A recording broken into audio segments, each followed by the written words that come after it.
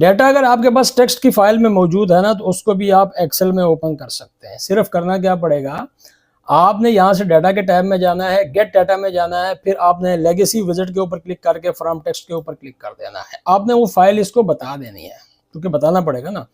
फिर आपने इंपोर्ट के बटन पे क्लिक कर देना है, एक विजिट यहाँ पे ओपन हो जाता है।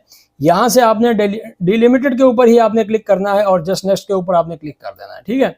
डाटा मेरे पास यहाँ पे टैब्स की सूरत में मौजूद है, तो मैंने यहाँ से टैब सेलेक्ट किया हुआ। अगर आपके पास कॉलन, सेमी कॉलन, कामाज वगैरह, स्पेस वगैरह है, तो फिर आप इनमें से सेलेक्ट कर सकते हैं।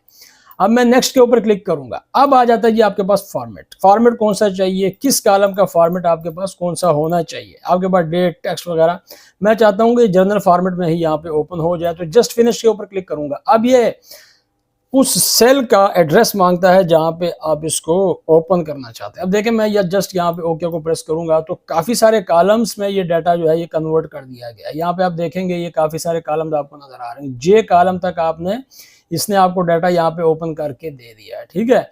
तो अब आप इसमें चेंजेस कर सकते हैं, रो इंसर्ट करें, डिलीट करें, बोल्ड करें, इटैलिक करें, आप सब कुछ कर सकते हैं जो आप करना चाहते हैं, ठीक है। Thank you very much for watching.